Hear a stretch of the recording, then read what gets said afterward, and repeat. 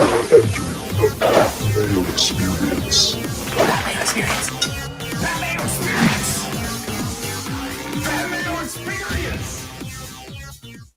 Welcome to the Pat Mayo Experience, presented by Underdog, the Travelers Championship. Final picks, DraftKings lineups, ownership, Underdog plays, the weather, one and done. Got everything for you. Tambo, you are on the line with me right now from shipitnation.com, headquarters, which I assume is your house. Maybe it's not. Maybe it's Hoop's house. Who knows? But how did the U.S. Open go for you? Because I almost got blanked. I didn't get blanked because I had JJ Spot in some lineups. But other than that, it was not a good scene.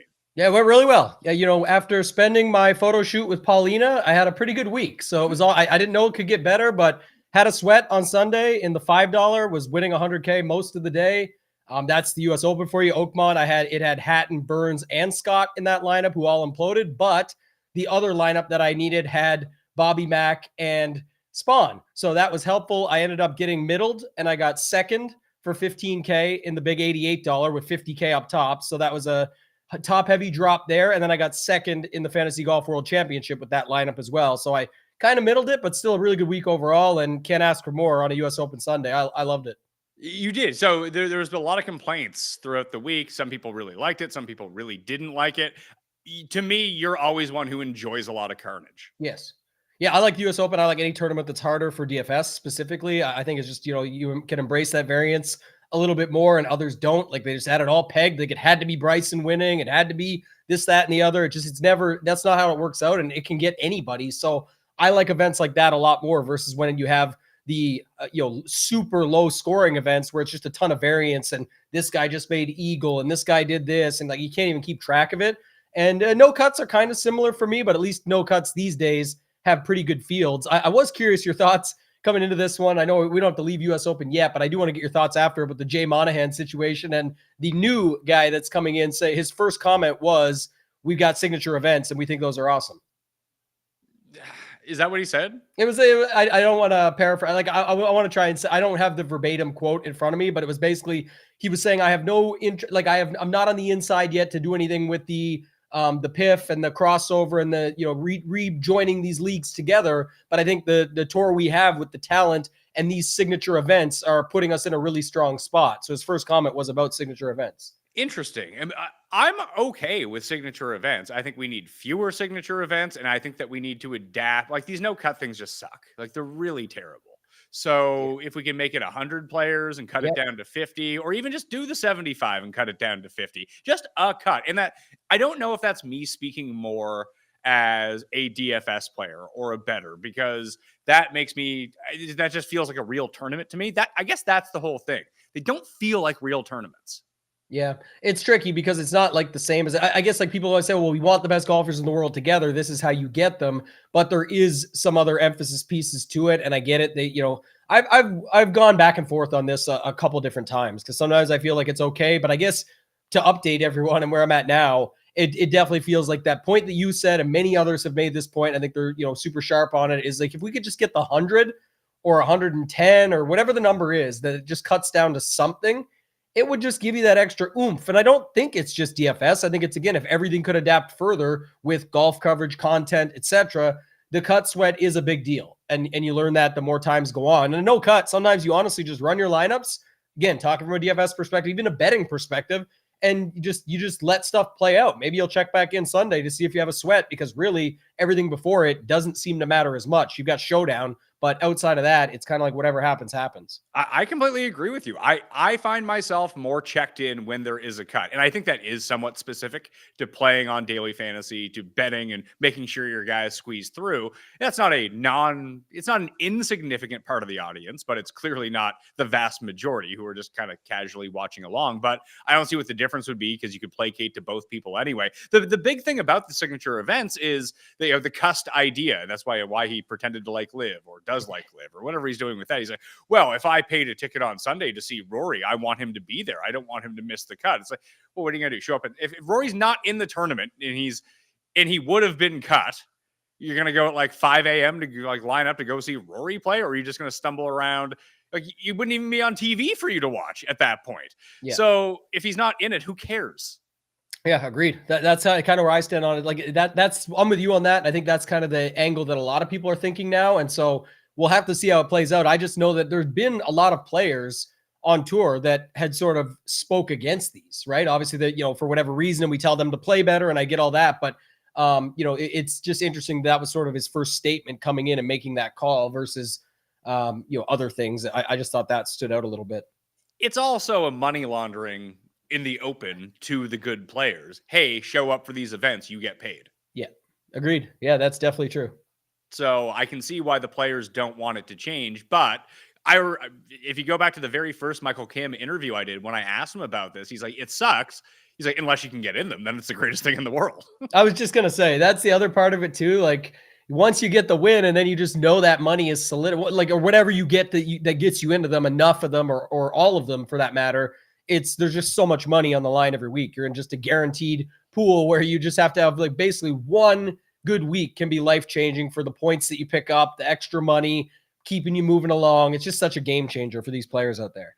Will say with the new commissioner, I did get an email from the PGA Tour this week about like having another meeting. So maybe that they are, with the new blood coming in, they are actively trying to shift some of the focus towards maybe not even, I wouldn't say this century, maybe just like the end of last century to catch up a little bit to some of the other sports. He's probably a fan of the show. And so that's why he's like, you know what? Now that I'm in, first order of business, get a hold of Pat Mayo. I loved his clips that we used to put out. We need to get him back in the mix and do something bigger. A lot of it is just like a lot of consulting type stuff, like when I did with ESPN during COVID to get them set up with like home studios to make sure that their guests could, zoom in and have a decent microphone. Although you wouldn't know that with some of the guests that appear on this show, but hey, that's on them. They don't want to spend the money on good cameras or mics. That's not on me. That's on them at this point. But with ESPN, they wanted to do it. With the PGA, I'm guessing it's going to be the same thing, sort of like a collection of meetings with me doing a PowerPoint presentation of, hey, here's where you can like really exploit property that you already have. Like even, I'll give this one away for free. Just hire an editor at the end of each round and cut it into a 30-minute show or an hour-long show, which you can air on Golf Channel, which will be like 46 minutes. And then you can air it like afterwards as well, like the whole round that you just did, because that's a big part of their channel, just repurposing that content. But all you would have to do is pay an editor to cut a story of the 4 hours condensed down, or 5 hours, whatever it might be, of that day's round and condense it into an hour. You can put up the highlights, like 30 minutes of it on YouTube, and you would get people watching that. And you put an hour of it on Golf Channel for people that do want to get a grasp of what happened, a bit more than, hey, here were the 3 best chip-ins of the day and Scotty Scheffler won. Like that's great and everything, but I do like to hear a little bit more of the story. It just seems like such an easy way to repurpose your content for both TV, for digital, for your partners if you want to clip up certain players. It just makes a ton of sense to me. And to pull out the NBA move of, I remember in college when we had to download stuff and post stuff online, make highlight packages. The NBA was the best at this because they were like, hey, if there is NBA content on YouTube, feel free to take it. We're not going to get copyright strikes thrown at you. You can use it all. It's just promotion for us. I'll let the PGA, let them do that. They don't need to be attacking people on Twitter being like, hey, what a cool shot. Sorry, you have to be kicked off Twitter for copyright infringement. I would love to be able to add B-roll to these shows of players. Like when I'm talking about, hey, here's Morikawa from like this particular range. Here's what he did last week. And I can just go into their system and be like, Morikawa approach shots, 100, 150, boom. Here are 4 shots, boom, boom, boom. Now it's in my show. They're getting promotion for Colin Morikawa, and it makes my show better.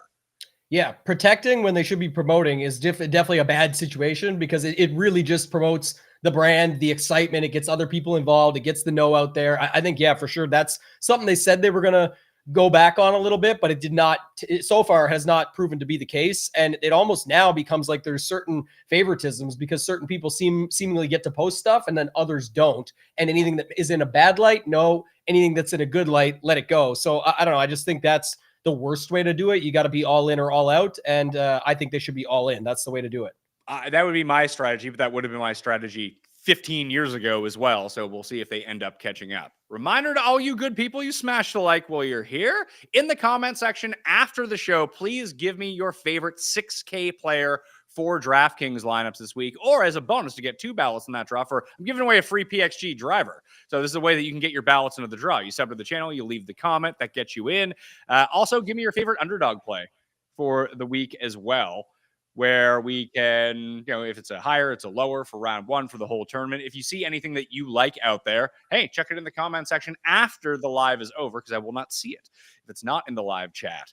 Additionally, I have a winner from last week's best bet show. I totally forgot to give it away. Steven Alessandro 4686 won Byron's at the Model Maniacs Patreon. So go on X at the Model Maniac, tell him that you're the winner, and you'll get the free month of his Patreon up there for correctly, Tambo, predicting JJ Spawn to be the first round leader.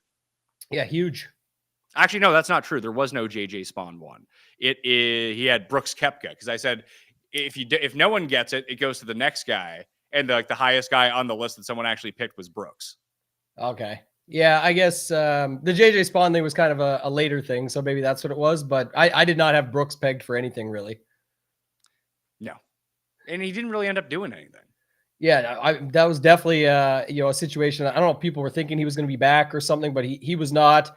I think Bryson was probably the biggest disappointment to most last week. That would be the one that stood out. Well, considering I had 0 6 of 6 lineups because Bryson was in every lineup, I can assure you that was the case. Yeah, so sometimes you're wrong, Pat. That's it. No. Most times you're right, though, right? Listen, there were so many good Spawn lineups because obviously Straka blew up right away, but I think I had the strategy down. I just had the wrong guys. But I had no Straka, I had no Lowry, I had none of those chalky guys that all missed the cut. 0%. I just couldn't make it match at the top because I went all in on Bryson. And the top guys didn't do anything. So I talk about it a little bit. Again, I think you knew exactly what you were doing, and that's the point why it's fine and okay. And there's so many different ways to play this game. But when it comes down to it, that's what I looked at. And we talked about it a few weeks ago when it was like the Matty Schmid week. Well, everyone played Matty Schmid with Scotty, and it was a non-Scotty week. So you just didn't end up needing it. It just didn't happen very often that Schmid was in the mix because not many people paired him with anybody else or with good 6 of 6. It didn't end up on any good 6 of 6s. And that's what happens in your scenario. You got a bunch of Spawn, but it's all with Bryson, and Bryson fails. If it was more spread out at the top, you could have had, 50, 60% Bryson. Who knows? Maybe you do land on a little bit better combination, but there's no guarantee that you do either. So just it's a risk versus reward thing when you're sort of building these pools out. That's always how I look at it. I did learn that if it looks like there's going to be a little bit of rain in the forecast, don't take Sam Burns. Oh, the guy, man, that was a little bit tricky though. I don't love that. It wasn't just the ruling. I agree the ruling was bullshit, but it's not. The moment they came back from the restart, he couldn't hit off the fairway. Yeah. It was the complete opposite of Spawn. Spawn out in 40 and then dominant. Burns was just crushing leading up to that, and then after the restart, no chance. So I don't know. Maybe it needs to be those tougher conditions, dried out, everything for Sam Burns, but it was not the case after the fact. Did you have a quick Wyndham Clark take on the week? There was some good club smashes. Rory with the tee box. We had Scotty slam the fairway. We had Cam Young on Sunday, and then we also had the locker slams from Wyndham Clark. So, I'm in on all of it besides the beating up the locker room. That's a bit much. Yeah, and everyone but his. Like, come on, pal. Yeah. But at least he had the wherewithal. I don't want to ruin my stuff. Make it more obvious. It's like, who did this? The guy in the middle that didn't touch anything. The ones around him are crushed. But the club toss, I even told Jeff, like smashing the tee box, I think it's kind of funny. Yeah, I'm fine. I think it sometimes happens by accident. It was like the Adam Hadwin a few weeks ago when he tapped the sprinkler and was like, oh shit, I look like an idiot now. But it just happened in the moment. So yeah, the Wyndham stuff's out of control now, though. This has been a few events. And when we saw him on, what was it? The Netflix special, Full Swing, he was talking about getting his mentals in line, and he had them there for a while, but it's been a little bit off the Richter scale now. So we'll have to see. AJ says this. I want to get this before we get to the overview of the Travelers. I root for Rory and Burns, and I've realized that they're the same player. Best in the world with one club and torture me on Sundays. Would say that Rory's a bit better than Sam Burns. That would be my take on the situation. He's actually horrible now. If you take the media and everything else, he doesn't talk to media. He's too good for golf. He doesn't care anymore. It's all over for Rory. He's done. So you're going to play a ton of Rory this week on DraftKings. I don't think a ton, but no, I think there's a problem with that this week when we get there later. But when we get to DraftKings later, sorry. But the sentiment, it's always the same. Like it's just, he said he's done, and it's hard to get. The thing is, I think you've talked about this in the past, is he's just honest, right? He comes out and says it, not dishonest, just honest. He comes out and says what he feels. I think it would be pretty hard to to dial it back in after you achieve like a lifelong thing that took a decade plus to achieve. It's tricky, but when does he bounce back? Because I think he most certainly does. I don't think this is the end of Rory McIlroy, as some are spelling. I would wait for him for the Scottish because he's playing the Scottish, then he'll play the Open the week after. I do think that he's gearing his entire year now around those two events to get ready for the Open, to try to win in Northern Ireland. I've said it a bunch of times. Obviously, winning the Grand Slam and winning at the Masters felt like a giant relief to him, but I would think that winning at Portrush would mean just as much to him. Like it's only the third time in the history of the Open Championship that the Open Championship and the Claret Jug is contested in the country that he is from. He was a disaster last time around and missed the cut. Fortunately, Lowry bailed him out and won as the Irishman. But it's him, Darren Clarke, and McKibben are like the only three Northern Irish like great golfers. And this is yet like one chance every 10 years to do it. So this is probably his best chance to win in his home country.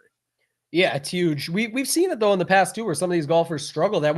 Fleetwood always struggles to win, period. But what was where was the event when Fleetwood was, hometown, and then he didn't even make the cut at the major? It was Birkdale or Carnoustie. I can't remember which one it was. One of those two, but yeah, everyone's dialed in on him. It's going to finally be, not only is he going to break out, but he's going to break out and get a major at the same time, and then he didn't even make the cut. So we'll see how Rory recovers. I think what he does this week will be sort of what dictates some more items, but we're not going to see him very much, right? I think it probably is just the Scottish after this, and then the Open. So we'll have to see how he actually plays, but I believe he's going to be getting ready for those events as well, like you said. So this week makes it a little bit tricky in the way the pricing is and whatnot too. So Traveler's overview for this, just general sense. We'll tease DraftKings for a second and where the sentiment is going. Are people just loading up on Scotty again? Because it's Scotty, then Rory. No one wants to use Rory. So I assume that just pushes even more onto Scotty. Yeah, it feels like that for sure. And that's what I'll say. So the one thing is, like, it is a little bit more tricky because there's no 5K range this week. But the difference last week is we have a full field.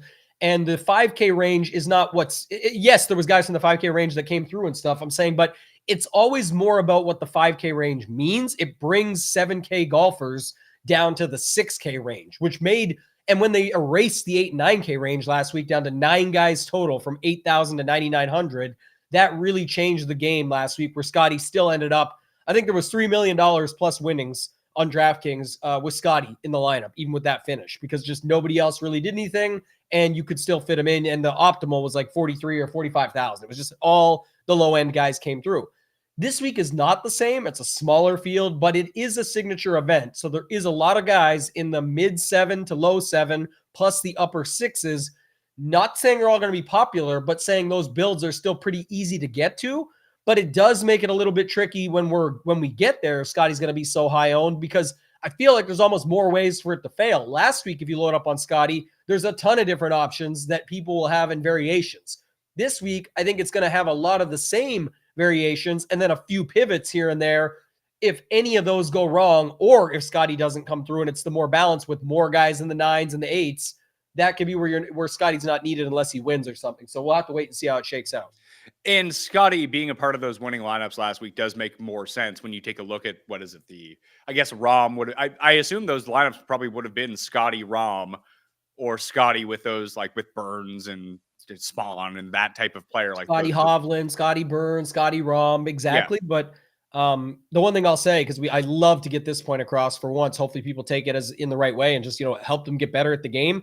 Last week, tons of people at 14-4, Scotty has to win to be needed. That can now go out the window forever, hopefully for people. It has nothing to do with that. You got to take the whole slate, all the pricing, the roster construction, the variables like no 8 and 9K range, or the 7K golfers getting pushed to the 6K, what the guys around Scotty do. Well, that's the key point that you just hit on. That's the most important thing. Like when we think about how does Scotty get there without winning at his exorbitant price? It's the guys around him are way worse. And it's not like you can look, because people do this all the time. It's like, well, the optimal left $7,000 on the board. It's like no one's ever getting to that lineup. It's impossible. No one, you give people a billion tries and they would not have landed on the optimal lineup with JJ Spawn, Carlos Ortiz, Adam Scott, Hatton. You could have pieces of those guys, but to have all 6 of them makes no sense. You're going to take someone from the top. And it was Scotty and Rahm. They were the only two who did anything. Maybe you could have cashed with Rory because he ended up sneaking back in with that 300 round on Sunday. but Scotty was probably the guy that you needed, or Rom was the guy that you needed. Probably both of them together with the way that lineups actually work, because the opportunity cost of not taking Scotty and Rom together, I suppose, would be you had Bryson, like I did, with Justin Thomas or something, or some other loser who didn't make the cut. You were just out. Yeah, exactly that. And that's why, like last week, I know we talked about it a ton when we did the lineup builds, but like Scotty with a couple guys and then dip down into the 5s and 6s as opposed to where everybody else was at was a way to get different. And it was some form or variation of that with Scott and Spawn and other guys were up the board that from the 5K range, even like a Victor Perez was in one of my good lineups, situational stuff where it just made it all work. And so that one I just wanted to put out there because it has nothing to do with that. It's you got to remember about all the other variables. It's not just 14-4 Scotty. I'm going to fade him because if he doesn't win, he won't be needed. It's you need to beat the other players you're playing against. You're not looking. I mean, everyone wants the optimal in golf. Good luck trying to get it. Literally, almost never it almost never happens. I'll put it that way. So, usually quite far off from it in PGA DFS versus some of the other sports. You see it get a lot closer. Coming up after a quick pause, we're going to talk about the bets, the one and dog, the underdog slate, then boom, full into building DraftKings lineups with Tambo. Stay tuned.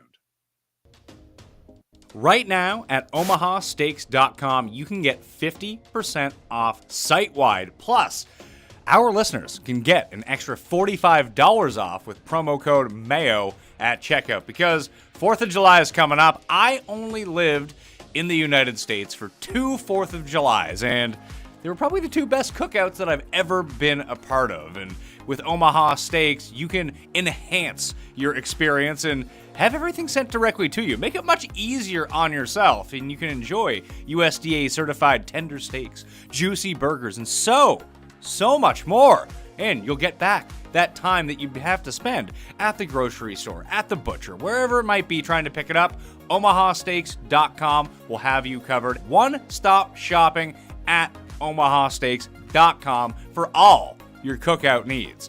Get fired up for 4th of July with Omaha Steaks. Visit omahasteaks.com for 50% off site-wide during their 4th of July sale and earn an extra $45 off. Use promo code MAYO at checkout. That's 50% off at omahasteaks.com and an extra $45 off with promo code MAYO at checkout. See site for details. You ever feel like car shopping's designed to make you second guess yourself? Is this a good price? Am I making the right choice? With CarGurus, you don't have to wonder. They have the most inventory of new and used cars so you can find the best deal.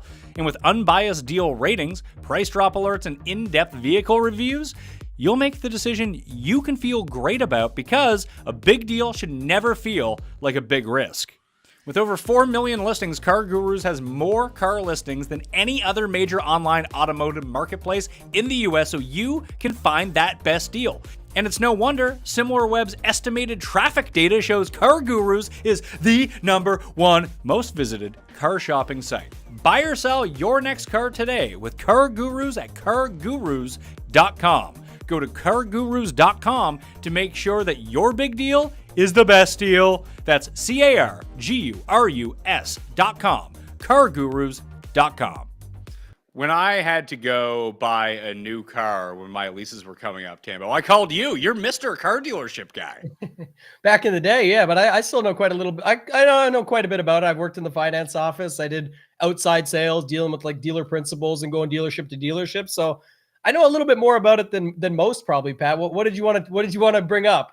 Well, just cargurus.com. People can go do that. I just want to tell people that, you were, out of anyone in my life, you were the person that I called. Be like, can you help me not get ripped off on buying a car? I don't know what I'm doing. Yeah, I gave you some good tips. There's definitely some, but one thing that people don't know enough about, and that's why CarGurus, something like that is important, is actually finding out sort of what the values are and whatnot, because a lot of the times the dealer, especially on the brand new vehicles, like people think, it's the actual manufacturer that makes the money. Like GM makes a bunch of money when they sell the truck to family name GMC Chevrolet dealership. And then they make a small margin on that. It's all the money on the back end and the warranties and the rust protection and the undercoat, you name it. And then of course they want to get you back as a service customer because that's how they continue to make money off you nonstop. But it's interesting when people are trying to heckle on that stuff. It's like, listen, they make all the money, not the actual dealership on the vehicle sale itself. If somebody buys a truck cash, it's very little to the dealer versus what people would probably think. Final bets for the Travelers Championship. I picked up Morikawa at 22-1. He's 15 in a ton of places, and now I'm trying to find what I bet that at coolbet.com. You can go get your bonus. And I have a poker tournament coming up, Tambo. Did you know that? Is it Cool Bet? It's on Coolbet. They're doing the Coolbet Classic or something. It's in Tallinn, Estonia, but there's going to be a Pat Mayo qualifier to get into like the final qualification, so you can win like a trip to go play for big money in Estonia. It's going to be awesome. So if it wasn't the betting that got you into it, now you can get the poker to get into it, and you get to play against me. I think there might even be a special bounty to take me out too. Jeez. I just hope I win so I can go to Estonia. Between Latvia, Finland, and Norway, let's head over. That is not where Estonia is. It's not between. It's just above Latvia. Yeah, Estonia is above Latvia, but it's just below Finland. It's bordered with Russia. It's not next to like Norway's like more west. But Sweden and Norway are to the left. Estonia is below. I'm looking at it on a map, and but Norway isn't close to Estonia. It's like 3 countries away. Yeah. Okay. Over there, you've been there more than I have, but I feel like it's not very far. It's farther than you think. It's just we think stuff is, like around here to get to the next province takes like 3 hours. How long would it be? 26 hours, it says. 1,400 kilometers. Okay, it's not very close. Yeah, so it's the difference between here and Chicago, basically. Yeah, where we live further than you think. Yeah, it's like when somebody tells me when the RBC Canadian Open just happened. They're like, "Oh, I know this guy up in Oshawa. You know him?" I'm like, "Buddy, I live in a totally different province." It's like, where do you live? I live in New York. Okay, do you know this? I know this guy in Florida. You know him? Like, it's there. We're not next door to each other. Come on. Yeah, we're 2 time zones away. Yeah, Morikawa was down to 16-1 at Coolbet right now. Gave it out 22 at the Open. It was 20 when we did the show on Monday. But 16 is still probably the best number that's out there right now. I still like it at the 16, honestly. I just think that Morikawa ends up winning this week. He needs to get off the slide. But I have other guys just in case, I'm wrong, which, as you pointed out, I can be wrong from time to time. So I got Morikawa at 22, Straka at 33, Lowry at 45. Those are the big 3 until I reveal one here in a second that I bet right before walking in because I couldn't do it to myself. I got Hoagie 100-1 with 8 places, Jacob Bridgman 100-1 with 8 places. Both those guys as first round leaders as well. I might throw in another first round leader in the newsletter later on tonight. And I said, screw it. I saw the number fall 2 weeks in a row now. The last cut of my betting card has won the tournament. I did not bet Ryan Fox in Canada. He won. I did not bet JJ Spawn last week. He ends up winning. So I have 2 guys who are the final cut. So there's actually only one who is now the final cut. I saw a 30 on Justin Thomas, and I was able to get that boosted by 30% up to, was it 37, 40-1, whatever it might be. Either way, $75 pays 3,000 on Justin Thomas. I couldn't do it to myself because I identified him earlier on in the research week that I was just going to go with it. So although my ROI might not be as high if he wins as it would be in a normal week, I haven't been winning anyway. So I'm taking an extra shot with Justin Thomas at 30-1 on the betting card as well, which leaves Nick Taylor as the guy that I'm not betting this week. All right. Now everybody knows who to go and bet, right? I mean, this could be the most successful thing in the history of the show, that if every week the guy that I say that I want to bet but I'm not betting wins, it's like the skeleton key to everyone. Yeah, that's secret bet it just to make sure it goes through. I was just gonna say, are you gonna go secret bet it? And there you go. That solves that. Nick Taylor is the bet, Paul. Nick Taylor Paul already threw $5 on Nick Dunlap too at 1,000-1. Oh gosh, man. By the way, the Morikawa thing is so interesting. Like, is this a true give your head a shake, pal guy? Like, this guy is 23rd, 20th, 50th, 17th, 54th. Like, where like everyone's like, oh, he had his worst putting week ever last week. But when has he been needed for anything? He's barely cashing top 20 bets right now. Who's this? Sorry, Morikawa. Oh, no, Morikawa led the field by like 3 strokes. He was. Yeah, I'm saying we're going on over 3 months now. And that's fine. He's back. Top 20. Listen, it happened to Sam Burns. He had 2 good rounds with his irons after 4 terrible months. And what happens? He loses in a playoff. He ends up playing in the final group of the U.S. Open. He's back, baby. I'm feeling Morikawa's back. And this is where I want to go with. If he can just listen, if he can flip the putter, I don't care about the driving. I don't care about the chipping. I need him to be dialed in with the irons, and I need him to make some putts. Basically, Hoagie is the homeless man's Morikawa this week.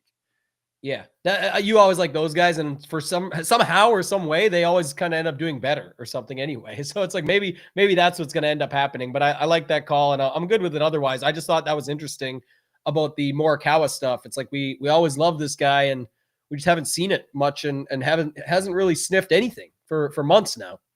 So now's a good time to get off the block. But the 22-1 when it opened, I was like, whoa, it's a big number. That's way higher than everywhere else. I'm going to take that. But maybe it should be like 25. It probably should be. 22 actually sounded, I don't want to say fair because it's probably not, but more fair than the 15s that were out there. For sure. The 15s seem ludicrous. That's my point. So yeah, it's all good. And I like that you're sticking with your guy. I think he's one that always draws everybody back in. We'll talk about it when we get the DFS later too. He certainly is still getting ownership, and I get it, but it's like there's other things like Xander has actually done more in his time coming back, 8th, 11th, 12th, just recently, like last week. So it feels like Xander could be the guy, but it's not like his numbers any better. It's usually around that 14 or somewhere 12 to 15 range too. So it's tough. True. I don't think I've bet Morikawa in a year, so it's time for me. You've been wanting to bet him for a while. It's like I have, but I haven't. I've been very good. Look, listen, my wife's away. My mom's watching the kids. We're having a weekend with Colin Morikawa. I love it. Let's go. All right. One and done picks. We're fading in the one and done. Yeah, it's tough. Need one this week, and here's the problem: the only good players I have left for the team show, Cantlay, Straka, and Hovland are the big three. I guess Bobby Mack, Cam Young, Aaron Rye, Ben Griffin need to make a move. I need to get a winner. I think that we said a few weeks back that this would be the Patrick Cantlay spot. He's only 22% available. If you're not using him here, where are you using him?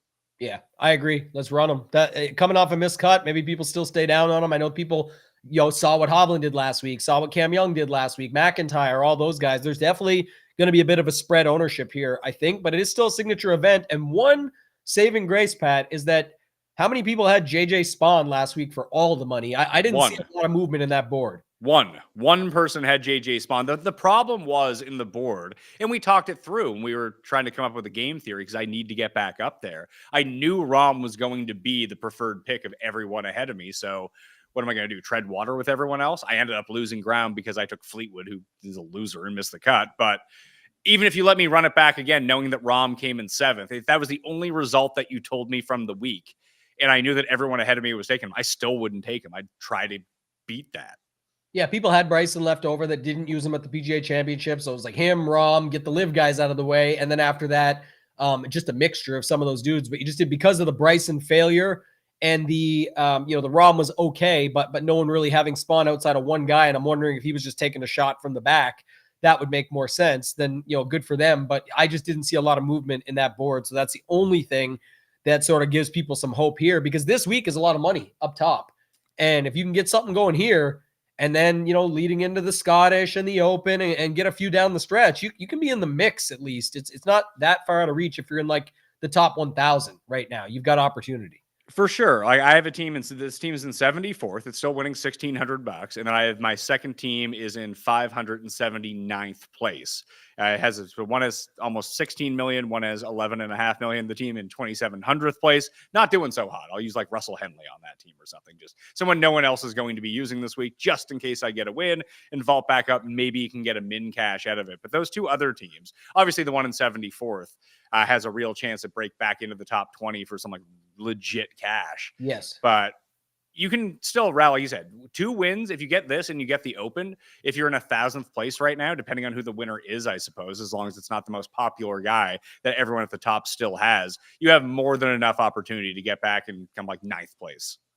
Yeah, and I think no, it's not. I just pulled it up so I could see it. Like those pools are pretty standard, like 9 million, 9.6 for the Rocket Classic, and even I thought Scottish Open might have a little bump, but I couldn't remember. But yeah, I don't think that it does. What's that? I don't think that the Scottish does. No, it doesn't. You're right. Yeah, it's actually less than the Rocket Classic this year, as they're calling it, but it's still $9 million, 8 for the John Deere. So you'll pick up some money at those ones, but this and the Open are the time to get it done. So yeah, got to get it moving here. Wait, are they actually just calling it the Rocket Classic this year? Yes. No Rocket Mortgage, and even the logos changed, just the Rocket Classic. So maybe you'll only be able to see their eyes through this trophy and not their full face when they hand it out, but it's Rocket Classic. Are they out of the mortgage game and into the rocket game? I don't know. Elon got involved, man. You never know. Additionally, too, if you want to make your one and done picks you usually have to log into the website on desktop or even mobile. It's on the app now. It's on the Fanball app. That's free app that you can get in the App Store. You can find it on the Fantasy Golf Championship pages once you go to your entries page to go make your picks. I've been making my picks through that. Much easier, Tambo. Much easier to do it that way. And we might have a new style of DFS game over there coming next year as well, which I'm very excited about. All right, you have to tell me about that offline. I get excited for that stuff. I'm always looking for different games. People always talk, oh, it's dead or it's solved, The Sims, and all these different things. It's like everybody loves the puzzle. We talk about it a ton with Mastermind, the project over there at shipitnation.com/mastermind. It is basically the people like figuring games out more than, the sweat is obviously what they're in it for and the money. I get it. But you don't really get any of that until you get it. So meaning until you have a sweat, there's nothing to sweat. So it's like it's all about figuring out the game and playing it. I love new styles of games, and I think that's going to be the adaptation that we see over the next couple of years. People love peer-to-peer, and any type of different game is a fun one. So I'm excited to hear about it. Yeah, and that's basically what this is going to be. It's going to be like a variation of a style that is around anyway, but we'll concentrate it more and have it on the Fantasy Golf Championship site. So if you do get out of the one and done early, or you want to spend some more money on that site, we'll have some pretty decent prize pools, and I'll be pumping it up. So we want to make sure that the games are good before we release them publicly, but very excited for that opportunity. Excited to maybe hit I found a new winning strategy to Underdog, by the way. Okay, what do we got? Well, first of all, use code Mayo if you're not on there. You get your deposit bonus and your free pick. That's helpful. But WNBA, Tambo, very predictable as it turns out. Been cleaning up on WNBA. Some people, that's what I'm hearing from some. That's what they say. I don't know how true it is exactly, but I'm definitely hearing that a little bit. Yeah. I can tell you all the losses that I've been taking in PGA, I'm just winning back in WNBA. Is that how we know? It's like if you're winning at it, it means it's good. It's got to be easy. I got to think so. That's how you always talk bad about yourself. Meanwhile, in all the other niche sports and niche, whatever, potato you want to call it, you clean up in like the other ones, like UFL, like all these different randomness sports. You do quite well at F1, UFL, all these different props. So it sounds like another Pat Mayo special that I'd tune in and listen for. Do you know why I do well in those sports I know nothing about? Because you know nothing about them. That is absolutely correct. Yeah, exactly. It's just like, we're talking golf. It's exactly that. But the people that are like, oh, or even it happens in football too. Oh, that guy's never put on pads. How does he know how to pick? How does he know how to get win money at NFL DFS? It's like it has literally nothing to do with playing football before. Totally different game. But I am convinced that the more you know about a sport, the worse you're going to do it. And especially like prop picks, because you'll have such a convicted lean of why this is going to happen. But a computer can just tell you otherwise. Well, yeah, because it's oftentimes, as we know, it's oftentimes like 50-50 up to 60-40. And it's like you're convinced that it's 80-20 or 90-10 or 95-5. And it's like you just got to stop for a second and think about this. And that's another reason too. I know the one and done is huge, but even like survivor pools and things like that are just getting so much bigger because it's really set up for a lot of thinking if you actually put the time into it. I know you spend some time on that type of stuff, but people just all of a sudden go with the most obvious things and they don't actually think about the other side of it when it's really, like I said, usually 50-50, 60-40, more of that angle. They're just so high on their biases. That makes sense. I'm looking at some of the comments here. Literally owe you all my success to your non-bets last week. Hit JJ Spawn. There you go. At least I'm helping in some sort of way. Love it. People, why isn't anyone betting Victor Hovland at 30-1? Paul, you said you bet Victor Hovland. Paul's betting Victor Hovland. I'm sure Jeff is too. That's Papa Tambo. Got him in the one and done this week. He's sitting still at 111th right now. That's pretty good. He's so mad that it fell down. I'm like, man, you're in a good spot. I said, this week matters though. I was having this conversation with him earlier. So he likes Wyndham Clark this week too. But I was like, he can't. I was like, did you see this? I sent him the locker picture. He said, yeah. He's like, but that's going to motivate him to bounce back. I was like, okay, we'll see. Go Collect actually has a good one that the Rocket Classic sounds like a Ship It Nation listeners league. Yeah, we might have to bust that one out, man. The Rocket Classic is going to be a big week. And the funny thing is, I believe, if I'm thinking right, yeah, the Rocket Classic is also in Hoop's hometown. So, that's the Ship It Nation special is the Detroit Golf Club, the Rocket Classic. I got a flag to give away this year, actually, from last year that I picked up. But if it says Rocket Mortgage on it, I might have to keep it because now it's a keepsake, right? Now it's a special piece of memorabilia that they've got rid of the mortgage. Last one before we get to the underdog play is go collect again. This is an embarrassing situation for him. This might be the worst comment that I've ever seen. He said, Estonia, isn't that where Borat is from? Yeah. Come on. That is a bannable. Like, imagine, listen, there's a lot of Borat love on this show. Anyway, imagine not knowing where Borat is from. Well, let them know. You've already been on the you don't know, do you? It's Kazakhstan. There you go. Yeah, but it was heel turn week with Overzet, I saw. So the people don't know about those trophies. Now they do. If they didn't know, now they know. I gotta say that I miss so much just getting, because I host so many shows that I never get to go on and be a guest and just cook for like 20 straight minutes. That I relish the opportunity so much that I do go kind of overboard, but it always turns out to be a great segment. Yeah, you were in your bag for sure when you started grabbing trophies. That's when you knew it was over. It's like the pals were flying left and right. It was definitely a good time. I worry too, because I know a lot of people who watch this show will tune into Pete. So go over to Pete Overzets. He was actually on my show yesterday as well. We did a home and home. I did a best ball draft with him, and then he came on with me and we talked some NFL, some flag football for the Olympics, and a bunch of other crap too. But on his channel, we were doing the draft and I was interacting with the chat. And everyone knows how I interact with the chat sometimes on this show, but I was doing that on his show, interacting with the chat. And the people who knew me, I think, actually thought it was hilarious because that's what it was supposed to do. But some of the absolute goobers over there who are doing best ball drafts in June, not leaving their parents' basement, did not like what I had to say about them on the stream. It's the best double down because it's like the whole premise of the show is like to support those that are doing that and get involved around it. But you're like, these losers, and you're like, I don't know if he has a leg in June, but I don't give a shit because he plays football in September. So, this is the famous thoughts that everybody have, but you were willing to say them all. It was great. Yeah, it's a lot of fun. So I get to go on and cook. Pete gets a clip out of it, and we're good to go. I think I reposted on my X account as well. What do you want to do for Underdog here? Do you want to target guys that we like? Because actually, we should probably talk about the weather too. Let's say weather and Underdog. The weather is a bit windy tomorrow in the afternoon. I'm using the Cromwell wind finder tower. So yeah, on Thursday, there's gusts up to like 22 in the afternoon. I'm not actually that concerned about wind here, honestly. It's going to be gusts up to 14 in the morning, gusts up to 22. It's not that big of a difference. The constant wind is a little bit lower in the morning, but not significantly so. And then on Friday, it's going to be pretty windy overall, gusts at like up to 22, 25, 14 all day. And then there's like nothing on the weekend. I'd still rather just take the guys who are going to dial in their wedges and go pin seek. For sure. I think for DFS, when we get there, if you want to build some set, like again, they actually do have real tee times. Like some guys go at 8 a.m., but it's such a small field, and some go to 2 p.m., let's call it local. But it is something to look at there. But do you have the board up for Underdog, or can you pull it up? Let's bring that up. I think something interesting would be if we want to target, I think we can target these lowers. I know they're not going to pay the best, but on these 67.5s even, or if you want to target higher birdies, if that pays better for the same situation, I think there's the guys that go out Thursday morning could be better targeted because the temps are down a little bit.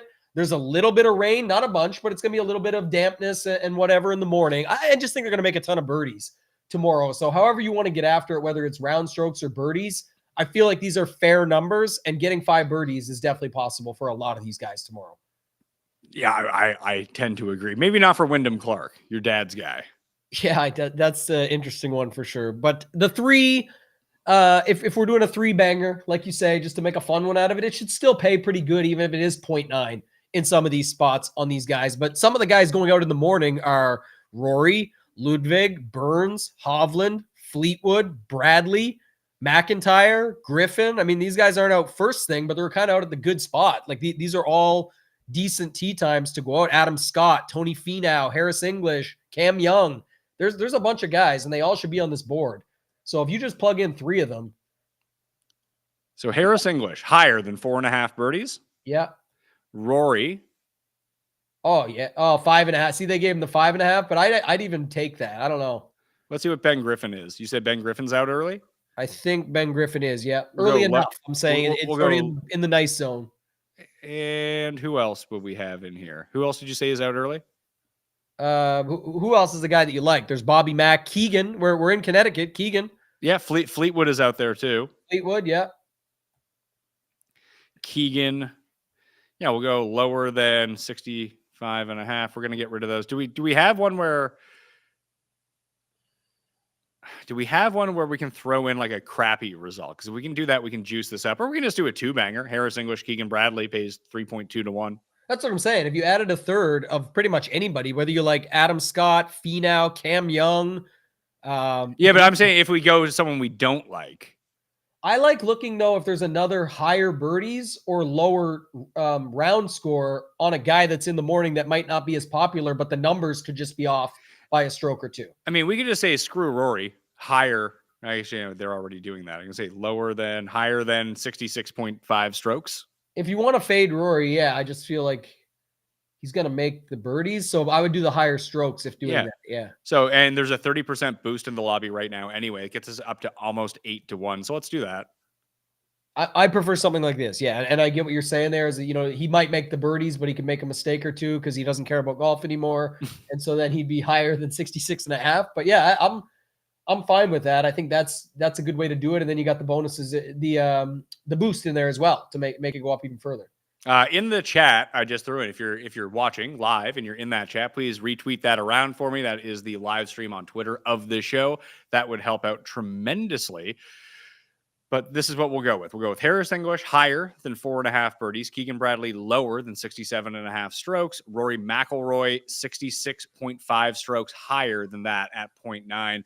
I do like Hoagie and I like Bridgman, but I'm betting those guys first round leader, so I don't need to like triple down. I gotta stop doing that so much, just tripling down. Yeah. You don't really need to because you got other angles of attack. If you go back real quick and just search like Finau for a second, I just want to see something. Like if you look up Finau and Jason Day, I want to look up these two guys just to show something. So what's his higher pay on those birdies? It's like even. Even. Okay. And then what about Jason Day? Day is even. Right. And so just a note, like one thing I look at this stuff, Pat, is just like if you are going to target something and just say, look, I think they're going to beat these numbers. Like they're going to make 5 birdies out there. They're just setting a 4.5 on all the dudes that they're unsure about. Taking on some of that uncertainty, especially at the even numbers, as opposed to the 0.9s on the guys that, again, where your bias says, well, he has to do it or he will never do it. Some of these are the ways to go if they're still in the same hotbed of times. I'm not saying it's 100% right. Just giving an example. You can apply this any week on Underdog, but just taking on some of the names, because if you're targeting an edge or an angle, it doesn't really matter necessarily as much. Again, everyone thinks they know everything, but if you can find some of these angles in, I would just take it on with guys. Like, yeah, if you find a Hoagie, and what time does Hoagie go out at? He's in the morning too. That's to say, I'm not targeting him because I like Hoagie or because whatever else. I'm just saying he's in that range that would make sense to me. And yeah, even the Bridgman one would be fine as well. But he's an afternoon guy tomorrow. But he is, but he's 0.77, but he's only at 3.5 for birdies or better. Yeah, I gotcha. Yeah, so I like Glover to make a bunch of birdies too. What are they saying? Adam Schefter to debut as an on-course reporter for Rory Keegan featured group on Thursday. That makes a ton of sense. Like Cromwell's 20 minutes away from ESPN headquarters. They're running it on ESPN Live. Schefter has been on this show talking about how much he likes like one and done golf. It seems like it seems like he was bored and needed something to do. Yeah, it's right. And he wants to hang out with Rory. They always give him so much shit for it. I love Schefter. When he posts something that's like about a different sport, they're like, stay in your lane. It's like everyone becomes you and they're like, stay in your lane, pal. You're a football guy. Like he can't post about anything he wants. He's got millions and millions of followers. He loves golf. It's perfectly great. It's great and it's perfectly fine. I like these as pieces too. Hoagie, Glover, and Nick Taylor for the first round, higher than 4.5 birdies. I just objectively like all those 4 guys. I like that Bridgman one too, but 0.77 isn't great. But if you start piling up all of the hires, like it does, the one that we just played without the better multipliers ended up being almost 8 to 1. This one's not even 6 to 1.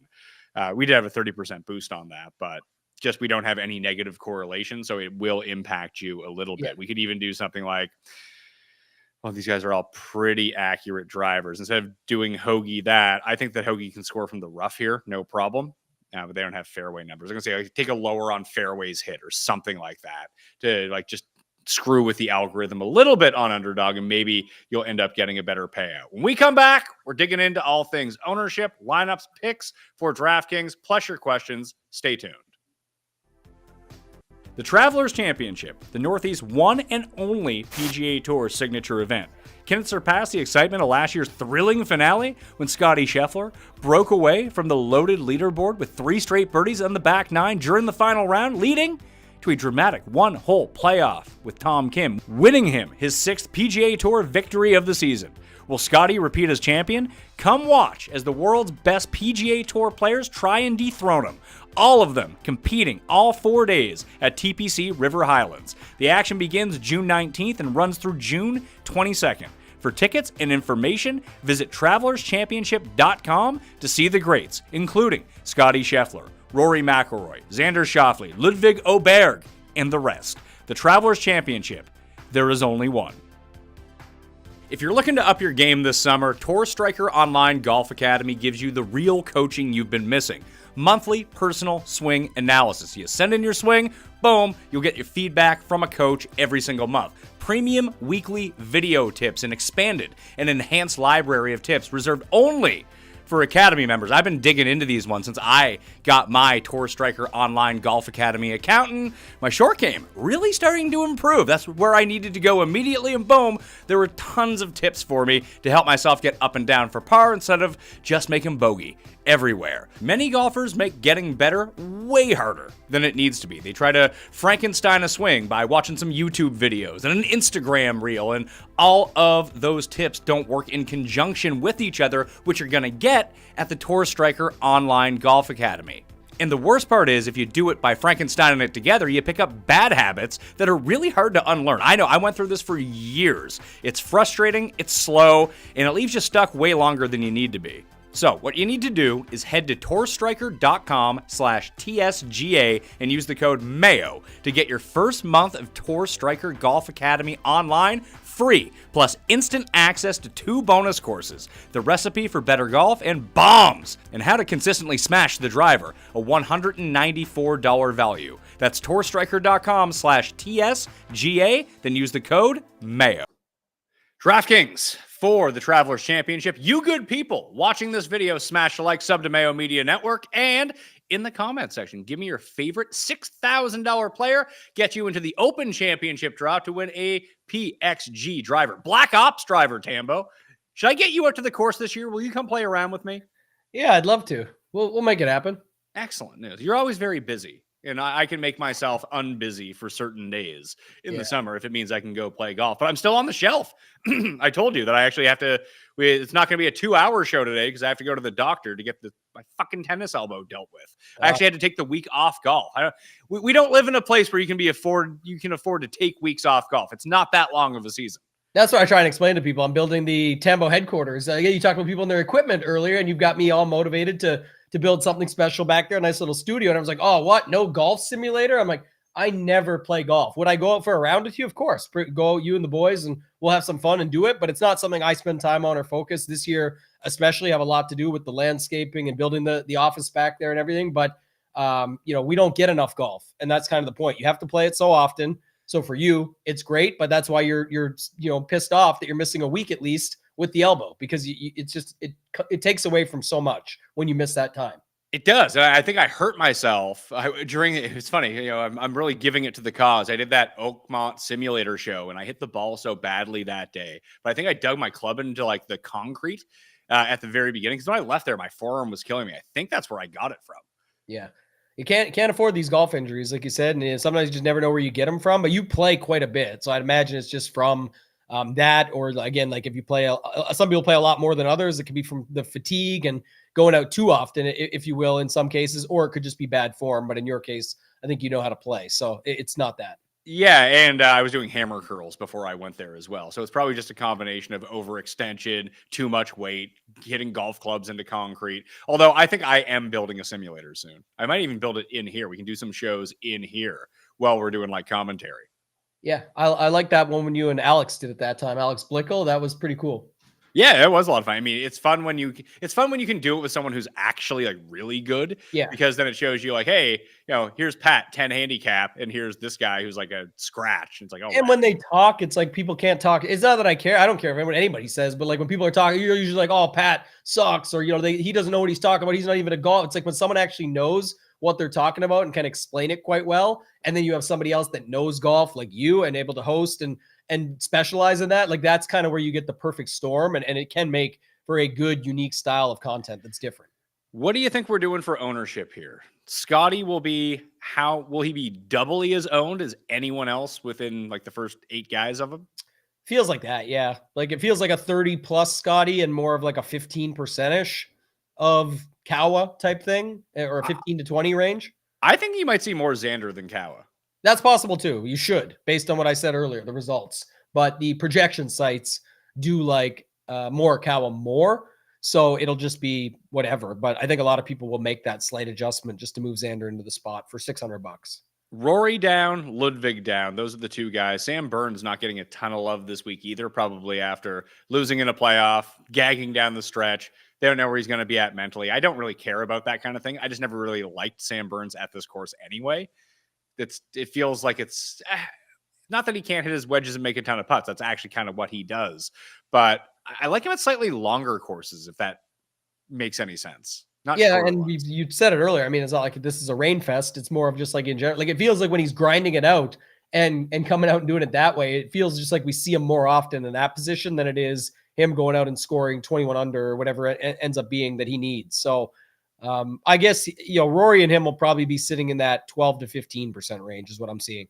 The best players on courses that measure less than 7,200 yards, Scheffler, Straka, Clanton, Rory, Tommy, Berger, Tom Kim, Siwoo, and Cantlay, then Eckroat, then Shane Lowry. So at least 2 guys that I bet are in there with Straka and Lowry. I just feel like I should go back to them this week, both betting-wise, DraftKings-wise, and it seems like everyone is going back to Straka, but very few are going back to Lowry in that range. Yeah. So Straka's for sure going to be popular. I don't think people have as much love for Lowry either. So that would be a common point versus last week. Everybody loved both Straka and Lowry when they were side by side. This week, it's a very, very clear, but Lowry's much cheaper this week. He's 8,300 versus Straka 92. So the guys from the 8s that are down in ownership from what I'm seeing, Spawn is down. Keegan's really high. Keegan will probably be the highest, then Ben Griffin. Spieth is a bit down, which I found somewhat surprising, and so is Hideki. I like Hideki and Spieth. So let's start a lineup there because I like Lowry, Spieth, and Hideki this week. What can I fit? Can I fit Scotty with those guys, or is that too much? Lowry, Spieth, Decky? Yeah. And then Scotty. And then I know that I'm down to 6,000. So that doesn't work. But I do like those 3 guys. If I'm playing a non-Scotty lineup, I like mixing these 3 guys together. Because I think that they're weirdly undervalued for this course, their skill set, and what their potential upside is. Yeah, so it just depends on what you want to see here with the rest of your build, because obviously you're very balanced right now, but do you have a guy in the 9? Like there is more 9K golfers this week than we saw last week, and you still have Xander and Morikawa in the 10s. If you leave Scotty and Rory out of it, who's your other guy you want to sort of stack on top of these 3 to make the decisions from there? It's probably Morikawa, Thomas, or Straka. So I'll go Thomas, Straka, Hoagie. That works. Does it? Thomas, Straka, Hoagie. Yep, that fits. And honestly, like looking at it from let's say Victor up, because Victor and Burns do seem somewhat fringy as it pertains to like being like elite players right now. But for a while we had Rory challenging Scotty as the best player in the world. Bryson got into that conversation as well. Now that we sit here at the middle of June, Scotty is way above everyone else. And with the way that Rory is playing, there's not that much difference between Rory down to Henley at the moment in terms of overall consistency, upside, and performance. Yeah, and that's what I was going to ask you, because that's another thing about this build. Like right out of the gate, one thing that stands out to me with the build you just got us on there was 2 9s, 3 8s, 1 6. And the 7K range this week, whether it's Ryberger for sure, Siwoo, some, Harmon's course history, and then some cheaper guys down low that people might get to. People are digging Harry Hall this week. Yeah, people are playing the guys in the 7K range. So when you can skip the 7K range with a lineup like that, that's definitely a way that you could see getting there. And then there's some like 2v2 swaps in that lineup too that could be like, I think it's like Henley and Cantlay instead of JT and Straka, if you want to alleviate some of the Straka chalk or something, but you're already different enough, so it doesn't really matter. Let's see how that works. Would you say the 2v2 would be what? Sorry? You'd swap... you would swap Thomas and Straka? Thomas and Straka go up to Cantlay, who we said, like, where else would you play him and not go to Kawa or Xander above? And then it would land you down on Henley. So you'd get Cantlay and Henley versus JT and Straka. That's, who knows the answer to that one. Yeah, I don't mind that one. I do worry that we get into a situation now where, I mean, these are fun non-Scotty lineups. And I do think that if Scotty comes 7th this week, that he's probably not going to be in the optimal just because easier course. There's more guys near his price point than there was a week ago. And there's more guys in this $9,000 area that there would be a combination of guys, be it Morikawa, Thomas, Hovland or something that would just outperform that slot with some of the same guys at the bottom. So I'll enter this one, but I do want to try to do a Scotty build. What do you think the common Scotty build is? Because we just kind of saw a little bit of this. I said Harry Hall. I've noticed that Bud Cauley is getting a ton of love, and Andrew Novak from down in the 6s. So it's always so hard to say. I still see, I had it up here a second ago. I still see Rye for sure getting love. There it is. Berger as well. So it's Scotty, Rye, Berger is where it starts. Okay, so let me see what you think of this one in terms of just being chalk. Scotty with Keegan, who's going to be very popular. Hall, Cauley, Novak, and Rye. And that leaves $100 on. You can't fit Berger into that one. Hall, Cauley, Novak, and Rye. Yeah. Yeah, that's definitely one of the variations. So, because the Keegan thing makes a ton of sense for sure. I don't know if there's another guy like way down low that people are going to feel. Oh, you know what it might be though? If you keep that lineup and now take Hall and Cauley to Kevin Yu and Berger. Okay, let's go back because I think that the move might be take out Keegan, turn Keegan into Berger. Well, that's how I started the last one, but there's multiple variations, yeah, for sure. But then you can go to Harry Hall, then you can go to Cauley, and I think it gets you like Siwoo. Yeah, that might be like a better variation though. I don't see all those guys being complete chalk, so we'll see. I think all those guys are going to be pretty popular. I don't know exactly how chalky they are, but amongst their peers, the pivot is just the guys right next to them. Like instead of playing Harry Hall, you can play Tom Kim or Denny.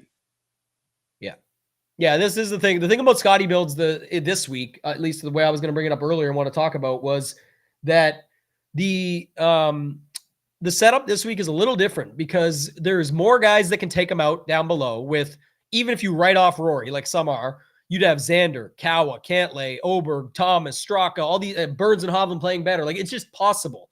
And then also there's only so many. While there is still a ton of guys in the 6K you can make a case for, there's a ton of ways those lineups bust up, even if Scotty does come through, where it doesn't necessarily mean all those guys needed to make him work happen. Like if you need multiple 8K guys, that already hurts Scotty lineups in most cases because not as many people have Scotty with 2 8Ks.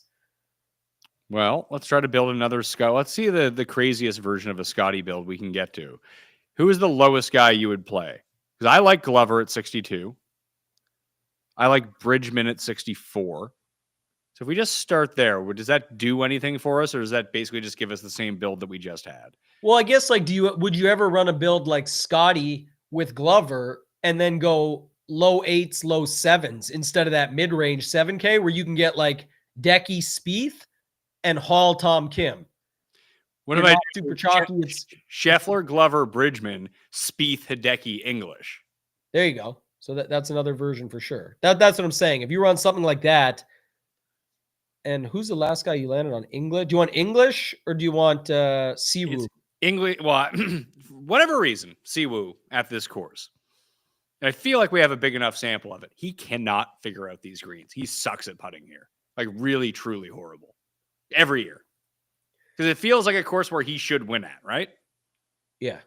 It's Siwoo, but yeah, definitely I hear that. His ceiling is usually what you're playing him for, is if he does show up. But I also, I love my guy Sung Jae. He's right there for 7,900 as well. But we don't have the money in this lineup. But just how much money were you winning when through 16 holes of the U.S. Open Sung Jae was winning? Not much. Like I actually didn't have a bunch of Sungjae last week because the way it shook out, he was underpriced, and I usually stick with my guy, but for just whatever reason last week I didn't have much of him the way everything shook out with the builds. But I did. How many tags and DMs and Discord messages did I have of people saying, I hope you got a lot of your boy because he's winning on Thursday? I had a lot of that. Did he even make the cut? It was horrible. I think it's still I think he made the cut, but it was 57th was his final spot here. Yeah, and continued his streak of losing strokes on approach in 13 consecutive tournaments. Yeah, he shot like 16 over after everybody tagged me, and I told him to chill out. It's Thursday at the U.S. Open. I was winning 100 grand with like 18 holes left, and it's not even close to over at Oakmont. Like it's not even close. That lineup finished 186th place as an example. Like when someone's winning on Thursday at a course like that, and next year's U.S. Open won't be much different, I don't think. Just don't even look at it. This week, same thing. No cut events with a ton of scoring out there available. What you're looking at on Thursday has nothing to do with it unless you're playing Showdown. So I like this flop lag on English because it actually seems to be happening for once. Everyone loved him last week. Now we get him back at a spot where he's won before. Suits his game pretty well. And I think people forget about Harris English. This happens every single year. He's going to show up against tough fields, sometimes at really long courses where he shouldn't, and perform well. But you just don't ever really seem to recall the times when he just no-shows for you, which is probably about half the time. And now he's going to be back in the single digits where Harry Hall is going to be twice as popular as him. It seems like a good spot for him. I got a nice one here that you just gave me because it's perfect, actually. If you play English and Hall, you can run a triple 9K with Cantlay, JT, and Straka. And then I'm going to close it out with the guy you said is not winning and last off your betting card, Nick Taylor. But you could play any of those guys you like at 68, 67, whatever. But that's just an example. This projects about 3 points off what we had earlier. And it's a completely different build because it uses 3 9Ks, nobody above. In the 7K, it doesn't have Siwoo, Berger, Rye. It just has Hall. And then in the 6Ks, it's got a low-owned guy. Like that type of lineup is pretty unique this week, and it's still got a ton of upside in there with Straka, JT, Cantlay, Hall, and like you said, English flop lag, and Nick Taylor was close to making your card. Could be Hoagie, though, to close it out as well. It could be, but we've already used Hoagie in one of them. I think those, because I put that out last week, basically all the scrub guys that I was going to be playing. And I think that this week, when we look at it, it would probably start. I will use Nick Taylor on DraftKings. So here's my all scrub. Maybe I'll just enter this lineup because this is how you win these tournaments. Just take 6K guys, and that's the move. Nick Taylor, Hoagie. I like Collie. I just think that he's going to be too owned, honestly. Sure. And then we go down to Bridgman and Glover. I feel like these would be the 5-6K guys that I would play. I can see going to Noren as well. No one's using him. He became like a short course specialist towards before his injury, and now he's kind of out of sight, out of mind. He had the nice run at the PGA Championship, but outside of that, he's done absolutely nothing. This seems like a good spot for him. Yeah. There's what's the other guy you liked? Collie? Yeah. I can see getting away from Collie just because he's probably going to be the most owned of the 6K guys. And I don't like him that much. So I got a real lineup with what you got on the screen already. That's pretty interesting. Hit me. And it's only 2 points less than the one we just had up. If you want to run Nick Taylor, Hoagie, Collie, Bridgman, so 4 6K guys, you can play Scotty Cantlay, which I don't think many people will get to that. Even though Cantlay makes a ton of sense and Scotty, you need those 4 6K guys to come through. But I think a couple of them have a real chance. And then that's a way to not have to worry as much about some of the other ownership and different stuff on these guys. Like it's already different enough with 4 6Ks, Scheffler, and then you jam in Cantlay as your final guy, and then you can mix and match it however you want. But I think that's another unique way to build. It's a unique way to get Scotty builds, at least. That I don't think it's that far off. Yeah, agreed. Like that's the thing. And you're like, oh, Collie could be a little bit more owned than you want. Sure, agreed. But then if you have Bridgman, Hoagie, and Taylor mixed in, like there's your leverage. And then how many people get to the Scotty Cantlay combo? Not as many as get to Scotty Straka or Scotty Keegan or different ones like that. So I certainly think there's interesting ways to go about it. And then you could also just take out the guy you like the least if it's Collie, and then you'd be able to go with like Morikawa. There we are. Scheffler, Morikawa, Taylor, Hoagie, Glover, Bridgman. Yeah, you got it. And Who am I missing? leaves $200 on the table. Glover. Yeah. Got you. Yep. Yeah, it's not that far off. It's like 9 points off the original, like 3 or 4 off the last one. So yeah, we can turn. I bet you we can turn Bridgman into Norin if you wanted to as well, just to kind of go through all those pieces. And it only leaves $100 on the table, but I'm gonna play this one. This is a good lineup, winning lineup, I think. we're due for a 200K win, that's for sure. So one of these, in the lottery or something, who knows? Is there any other type of build that you did want to look at? I think because you hit on it early, like that version where you just skip the sevens, there's going to be a ton of FOMO in the sevens because it's a big enough range this week. And then there is the popularity of the guys that we talked about, but then there's also everybody has their guys. Like there's Clanton lovers, there's Bhatia lovers, there's McNeely lovers. Like people have these guys that they like. And then the outskirts is the guys like me who like Sung Jae and Cam Young and all that. So if you can make a lineup that skips the sevens, to me, it's going to be something like the Scotty. And then if you get like Scotty, Henley, Keegan, you got to get tricky down low, but it's like Glover, Bridgman, and Hoagie. That's a great lineup. And you've got 3 6s, 2 8s, and a Scotty. That to me is fine. All right, well, let's get to people's questions. If you have questions about the Travelers Championship, betting, DraftKings, Underdog, whatever it might be, now is the time to get those in, as Tambo and I will go through. Alan suggests I use the muscle scraper on my forearm. I've looked into it. I think you can do it with the back of a spoon as well, but I'm actually just going to go get electronic acupuncture, and hopefully that loosens it all up, because it's all the way from like here down to here. So it's like that one muscle in my forearm that runs this way, I think is the real culprit here. So if I can loosen that up, taking 2 more days off, I'm going to try to play on Friday.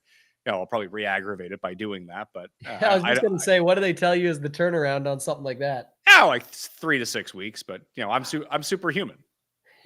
What the Happy Gilmore, one of my favorites of all time. Happy Gilmore 2 coming out soon, by the way. No promo here, but just to note it. But what would I know? I'm just a doctor. And he goes, I'm going to play. He gets back off. He's like, yeah, what would I know? I'm just a doctor.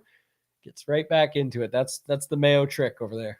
Go Collect says Scotty might push closer to 40 in DFS. I mean, we say he'd be in the high 30s. So real bold take there.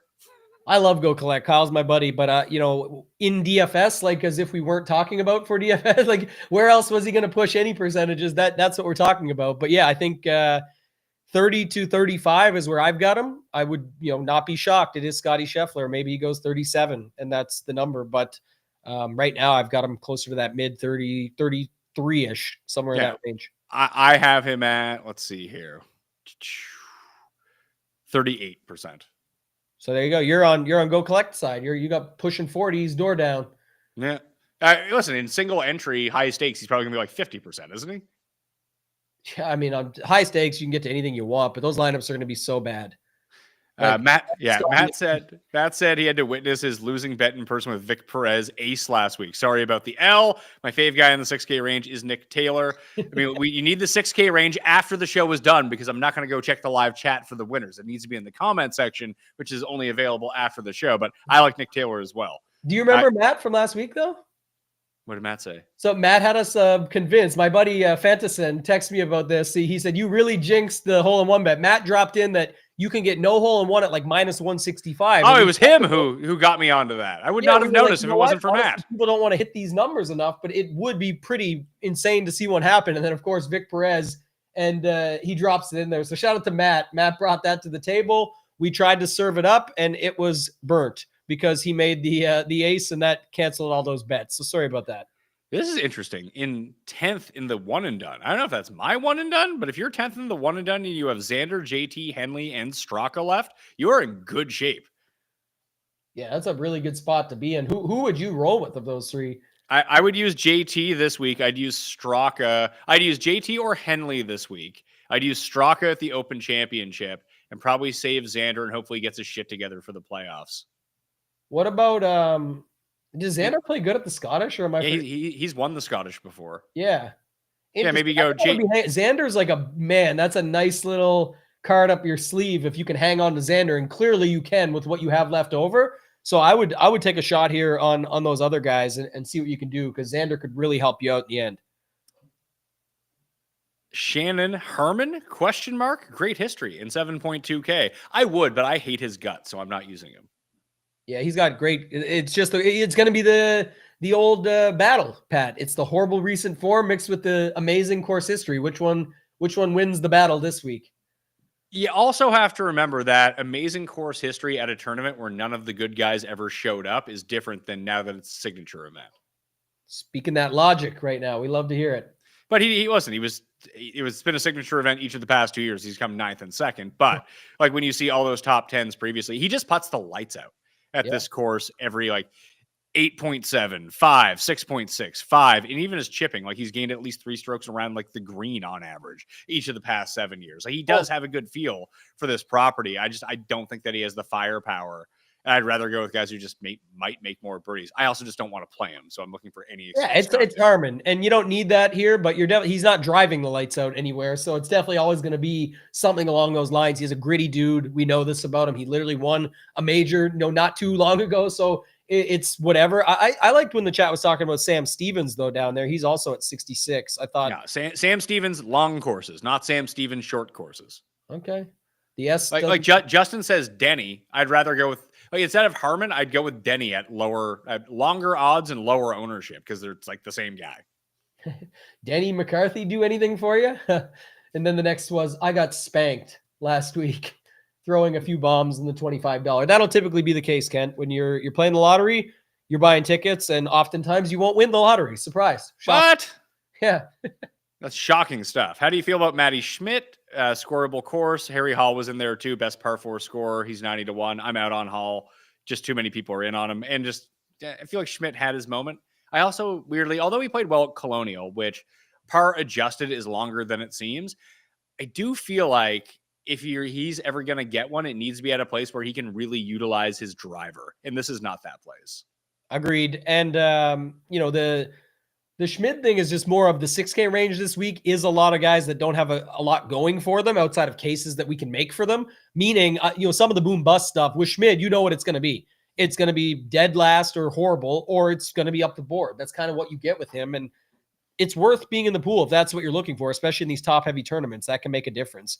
Did you see the guy ask about the team can't win build? Like you could put Rory, because Rory will never win again, they say. Fleetwood, Cam Young. Who else would be on that team, though? You can actually build that pretty easy. I want to build one more. Who can't win? Okay, hold on. Why was Rory on that team?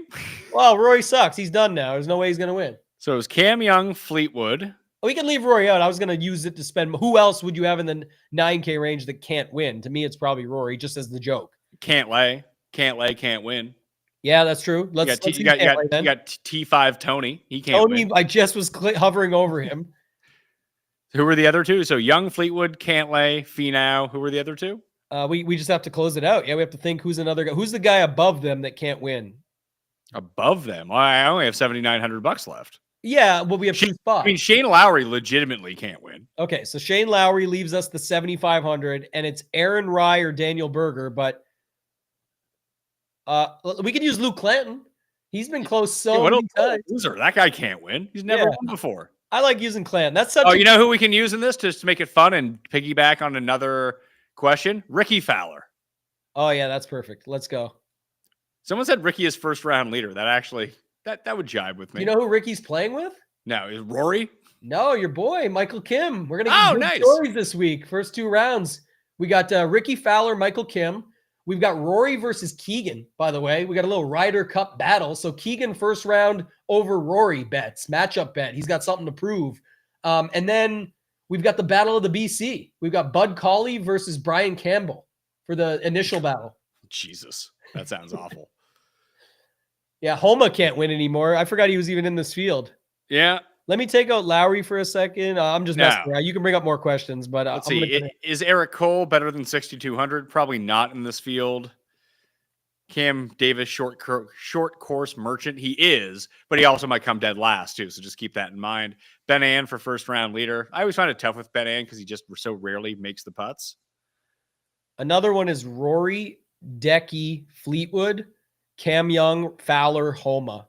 If you want to put Rory and Decky, these guys can't. They haven't won in forever. Like Rory hasn't won since the Masters, Pat. Yeah, Rory's only won. Rory only has as many wins as Scheffler this year. That's it, man. That's it. What else do we got on the go? That might be it. Ben Ann, first round leader. That's interesting. No, I said that. I don't think he makes enough putts. Yeah, Like, it's he's a tough probably first not. round And if leader. he's ever showing up, it's who's a good first round leader bet? JJ Spawn. Yeah, but his odds are awful. What are they now? Like to be first round leader, maybe 40-1. Oh, that's so bad. So bad. Let's see. What is Spawn? Spawn is he's 40-1 first round leader. Oh, never mind. Play him in first round showdown. Or don't play first round showdown. Yeah, or don't. If you don't like money. I don't. I mean, it's the thing that I'm up the most in this year, so that's fair. Uh, But I just find it such a crapshoot at like this style of tournament. yeah. More so than like if you ever really did try to get some sort of edge. I don't even know where the edge lies, or maybe you do, and maybe that's why you're raking it. I just have no feel for where the edge would rest in the first round market of the Travelers Championship. Get lucky is what it's going to come down to because you just have no idea. But Rory, ahead of Travelers, we just got this breaking news. He said, after a week like I had at Oakmont last week, where you're not quite in the mix, but you might feel you find something in your game, you're excited to come back and play again. I found a feeling, especially off the tee, that was repeatable. I wonder if that was smashing tee boxes, that he feels that is repeatable, much like Wyndham Clark smashing things in his own right. But I don't know. It sounds like Rory's ready to go, Pat. Listen, that's good enough for me. Bet Rory. There's your bet of the week. Lab putter? What's that? Are you buying a lab putter? No, I bought a Scotty last year and I really like it. Okay. The thing with the Scotty putter that works out that I find versus like I had the old Odyssey 2-ball putter is that sometimes when I don't hit like the complete center of the putter, that it still gets to the hole. Like even if you toe it, even if you heel it, there's more pop in that putter than there was in like all the other previous putters that I owned. And when you're not the best and are not just constantly making the best contact every single time, it's nice to have a club that won't leave you. Like if it's a 30-foot putt and you miss hit it with my old putter, it would go like 15 feet. At least this one will go like 27 feet and just leave me with a 3-footer, not a par putt for 15 feet or something like that. So I like the consistency off the face of that putter than anything else.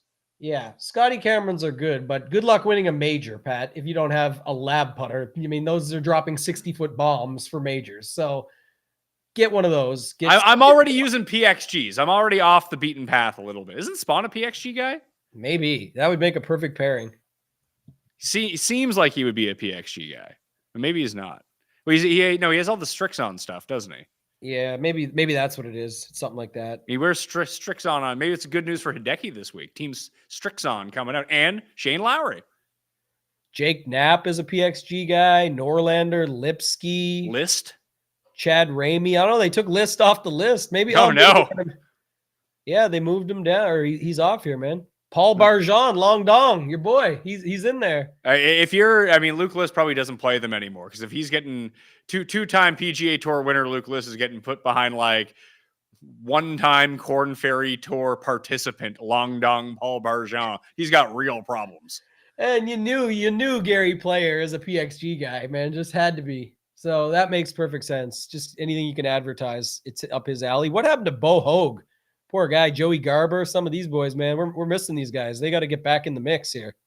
All right, I'll end it with this because I know that you don't really dabble in this world of Instagram, but I know a lot of people do, and it could be any sort of app. But I send my friends and I, depending on the friend, will share some offside pictures, reels, whatever it is, with each other. And last night I found a very offside one, and I sent it to my friend. So I just hit like share from it. And I saw his name, so I just clicked on him, but it was actually a part of a larger group with all of our friends and wives. Oh, God. What side was this off on? How off are we going here? Maybe that's an offline thing as well, too. It's more of an offline thing, but 5 minutes after I sent it, my wife looks at me, she goes, "What the fuck is this?" My wife was a part of the group, too. I was like, "What do you mean?" And she's like, "Why did you send this to this group?" And I looked at it, I was like, "Oh, no. People are going to be having and I was like, maybe I can delete it before anyone sees." But then you see at the bottom that everyone has already seen it. No one has said anything. So I just put in wrong group. Sorry. Oh, man, that is bad. That is so good yet so bad at the same time. And then I texted my friend who I meant to send it to. I was like, that message was only meant for you. He's like, "I don't know what you're talking about." He goes, "Give me a sec." He goes, "Oh, you fucked up." The only guy that didn't see it was the one it was for. Oh, my gosh. Gets even better. That's amazing. Well, that's no good. Code Mayo at Underdog. If you want to get into, we're going to have that Pat Mayo open for that trip to Eastern Europe poker tournament. A lot of money at stake on CoolBet. Hit the description if you're in Canada, outside of Ontario, to check that out. ShipItNation.com and DFSMastermind.com for more Tambo. Of my newsletter coming out a little bit later on. And now that the show is finally ending, you can drop your favorite 6K play down in the comment section to get a free PXG driver. Be doing the giveaway after the Open Championship, so may as well. You might win. All right, I'm Pat Mayo. Thanks for watching. I'll see you next time.